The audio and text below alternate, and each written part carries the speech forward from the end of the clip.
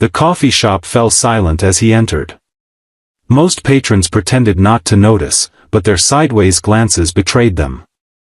James Parker moved with quiet confidence despite the whispers, his weathered hands gripping his daughter's tiny fingers as they approached the only empty table. If you're enjoying this story of unexpected connection and second chances, please consider liking this video and subscribing to our channel for more heartwarming content that reminds us of humanity's capacity for kindness. 8-year-old Lily skipped alongside her father, oblivious to the stares. Her rainbow backpack bounced with each step, a stark contrast to James's serious demeanor. They had their Saturday routine down to a science: hot chocolate for her, black coffee for him, and 2 hours of peace before heading to Lily's dance class. The cafe was unusually crowded that morning. Rain pattered against the windows, driving people indoors, creating a cozy atmosphere despite the standing room-only situation. James helped Lily into her chair before taking his own seat, his broad shoulders hunched slightly as if trying to make himself smaller in the crowded space. "Daddy, can I have extra whipped cream today?" Lily asked, her front tooth missing and creating an endearing whistle when she spoke. "Just this once," James replied with a wink, the stern lines of his face softening when he looked at his daughter. He was about to stand and order when a woman approached their table. She clutched a steaming mug in hands that trembled slightly, her eyes darting nervously around the packed cafe.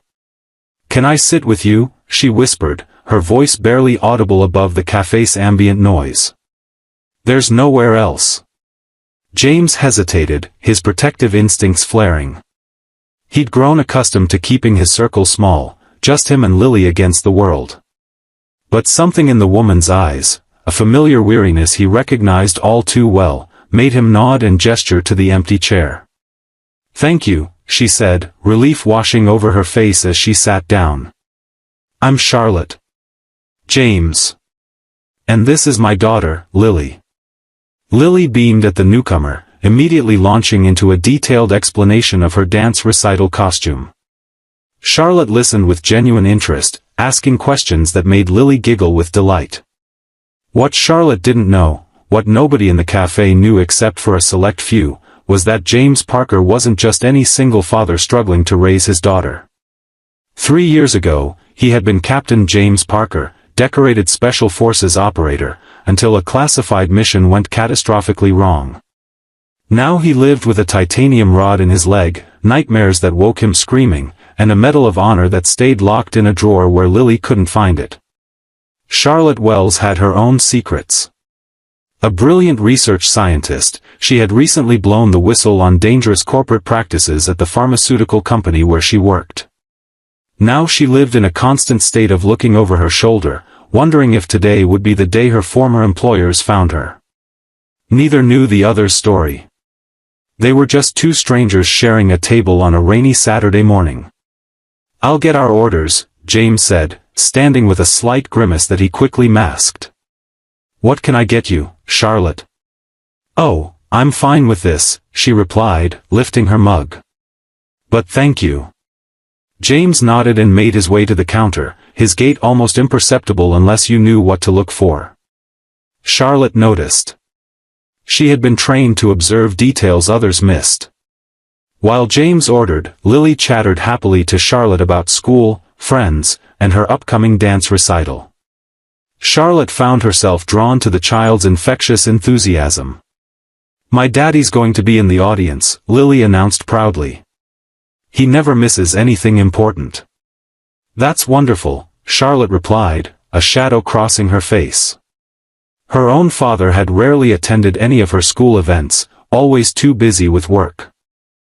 James returned with their drinks, a black coffee for himself and a hot chocolate mountain topped with whipped cream for Lily. He set them down carefully, his movements precise and economical. "So, Charlotte," he said, settling back into his chair. "Do you live around here?" "Recently moved," she answered vaguely. "Still getting to know the area." James nodded, recognizing evasion when he heard it. "It's a good neighborhood." Quiet. Their conversation remained superficial, two guarded individuals sharing space but keeping their defenses intact. Yet something shifted when Lily accidentally knocked over her hot chocolate, sending the brown liquid cascading across the table. Charlotte reacted instantly, grabbing napkins and helping clean up while James steadied his startled daughter. Their hands brushed briefly as they mopped up the spill, and for a moment, their eyes met. "I'm sorry," Lily whimpered, her lower lip trembling. "Hey, accidents happen," Charlotte reassured her, wiping chocolate from the child's sleeve. "When I was your age, I once spilled an entire pitcher of orange juice at my grandmother's white tablecloth." Lily's eyes widened. "What happened?" "Well, my grandmother looked at the mess, looked at me, and then said, 'I guess we're having an orange day.'" Charlotte smiled at the memory. "Then she got out orange slices and orange candy, and we pretended everything orange was part of the plan all along." Lily giggled, her distress forgotten. James watched the interaction with surprise, something warm unfurling in his chest that he hadn't felt in a long time. "I'll get you another hot chocolate," he told Lily, standing again. "I can do it," Charlotte offered. "You two have already been so kind letting me share your table." Before James could protest, she was at the counter ordering a replacement drink. He watched her speak to the barista, noting the way she kept her back to the wall and her eyes on the door, habits he recognized because they were his own.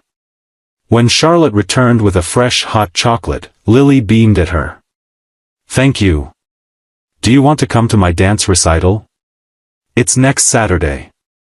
James started to intervene. Lily's tendency to adopt strays and bring home new, best friends, was something he usually had to manage carefully, but Charlotte's response surprised him. "I'd love to," she said softly, then glanced at James. "If that's okay with your dad, of course." Put on the spot, James found himself nodding. "Sure. It's at the community center at 4. Charlotte's smile transformed her face, erasing the worry lines that had been etched there moments before. "I'll be there." They spent the next hour in conversation that gradually became less guarded.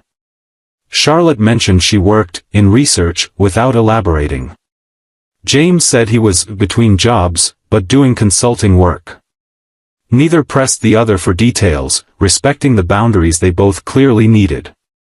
When it was time to leave for Lily's dance class, James found himself reluctant to end their impromptu meeting. Same time next week, he found himself asking as they gathered their things. Charlotte hesitated, then nodded. "I'd like that." As they parted ways outside the cafe, James watched Charlotte walk away, noting how she checked her surroundings with subtle vigilance. His instincts, honed through years of training in combat, whispered that something wasn't right. She was running from something, or someone. The following Saturday, Charlotte was already at their table when James and Lily arrived. She had ordered their drinks, black coffee for him, hot chocolate for Lily, and was sketching something in a notebook that she quickly closed when they approached. "You remembered our orders," James said, surprised. Charlotte shrugged. "I pay attention to details." Over the next few weeks, their Saturday coffee meetings became a ritual. Charlotte always arrived first, securing their table and ordering their drinks. James always walked her to her car afterward, his eyes scanning the parking lot with professional assessment. Neither acknowledged these protective gestures, but both took comfort in them. Lily adored Charlotte, who helped her with science homework and taught her simple chemistry experiments they could do at home. James found himself looking forward to Saturdays with an anticipation he hadn't felt in years. Then came the Saturday when Charlotte didn't show up. James and Lily waited for an hour, their drinks growing cold. Lily's disappointment was palpable, but James felt something deeper, a cold dread that settled in his stomach. Charlotte wouldn't have missed their meeting without a reason. "Maybe she's sick, Daddy," Lily suggested as they finally prepared to leave. "Maybe," James agreed, though he didn't believe it. That night, after putting Lily to bed, James sat at his kitchen table staring at his phone. Charlotte had given him her number for emergencies, but they had never used it for casual conversation. This felt like an emergency, though he couldn't articulate why. He called. No answer. 3 days later, James was shopping for groceries when he spotted a newspaper headline, "Whistleblower Scientist Missing, Foul Play Suspected." The grainy photo showed Charlotte in a lab coat, looking younger and less burdened than the woman he knew. The article detailed how Dr. Charlotte Wells had exposed dangerous shortcuts taken by pharmaceutical giant Nexicorp in testing a new drug. She had been in protective custody but had apparently vanished 3 days ago. The timing aligned perfectly with her missed coffee date. James felt the world tilt beneath him. He abandoned his shopping cart and drove straight to his former commanding officer's house. Colonel Mike Reeves was surprised to find James on his doorstep for the first time in nearly 3 years. "I need help," James said without preamble. Inside, James explained about Charlotte, showing Mike the newspaper article. "You're sure this is your coffee shop friend?" Mike asked, studying the photo. "Positive. And she's in trouble." Mike sighed. "Parker, you're a civilian now. Whatever's happening with this woman." "She's helped me," James interrupted. "She doesn't know it, but those Saturday mornings, they've been keeping me sane. Lily adores her." "I can't just," he broke off, struggling to articulate what he was feeling. Mike studied his former subordinate. "You care about her?" It wasn't a question, but James answered anyway. "Yes." "All right," Mike said after a long pause. "Let me make some calls." What followed was a tense week of clandestine meetings, called-in favors, and piecing together information. James learned that Charlotte had been moved to a safe house after receiving death threats but had disappeared during a transfer to a new location. The official investigation was moving slowly, hampered by Nexicorp's powerful legal team and political connections. James called on his old team, men who had followed him into hell and back. They came without question, Rodriguez with his computer skills, Thompson with his contacts in local law enforcement, Martinez with his medical expertise, and Wilson with his uncanny ability to track anyone anywhere. They operated outside official channels, using skills honed in combat zones around the world to trace Charlotte's movements and identify the Nexicorp security team that had been following her. 7 days after Charlotte's disappearance, they found her being held in an abandoned warehouse outside the city. The rescue operation was swift and precise. James moved with the fluid grace of a soldier, his civilian persona falling away as he led his team through the building. They found Charlotte zip-tied to a chair, bruised but defiant. Her eyes widened when she saw James. "You're not ordinary," she whispered as he cut her free. "Neither are you," he replied, helping her stand. The aftermath was complicated. Charlotte's evidence against Nexicorp was secured and turned over to federal authorities. The men who had abducted her were arrested. James and his team disappeared before official questions could be asked, leaving Charlotte to tell whatever story she chose. 3 days later, James opened his front door to find Charlotte standing on his porch. "How did you find my address?" he asked. She smiled faintly. "I pay attention to details, remember? You mentioned coaching Lily's soccer team at Westfield Park. There was a team photo on the community board at the cafe. I recognized Lily, found the team roster online, and looked up your address." "Impressive," James said, stepping back to let her in. "Not as impressive as a Special Forces rescue operation," she countered. They stood in his hallway, the air between them charged with unspoken questions. "Does Lily know?" Charlotte asked finally. "About what I used to do?" "Some of it." "About what happened last week?" "No." Charlotte nodded. "Good. She shouldn't have to worry about such things." James led her to the kitchen, where he made coffee for both of them. They sat at his table, the domestic setting a stark contrast to their last encounter. "I owe you my life," Charlotte said. James shook his head. "You don't owe me anything. Why did you come for me? You barely know me." James considered his answer carefully. "Because in those Saturday mornings, I found something I thought I'd lost forever. Peace. Hope. A reason to look forward to the next day. Charlotte's eyes glistened. I felt it too. What happens now? James asked. Will you have to relocate? Witness protection? Eventually, maybe. The trial is months away. Until then, I've been granted some freedom to live my life, with certain precautions. She hesitated. I'd like to spend that time getting to know you and Lily better. If you want that too. James reached across the table and took her hand. I want that very much. The following Saturday found them back at their usual table in the cafe. Lily chattered excitedly about school while James and Charlotte exchanged glances over their coffee cups, their shared secrets creating an intimacy that neither had expected to find. They were no longer just a single dad and a woman who had asked to share his table. They were two people who had seen each other's true selves and chosen to stay. As weeks turned into months, their Saturday meetings expanded to include Friday movie nights, Sunday picnics, and Tuesday dinner at Charlotte's apartment.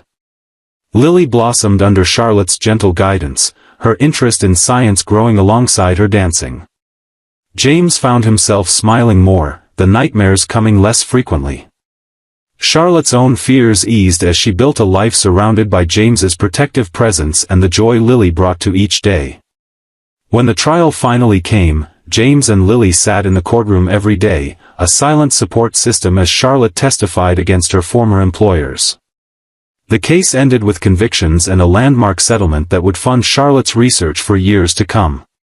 On the one-year anniversary of their first meeting, James took Charlotte back to the cafe where it all began.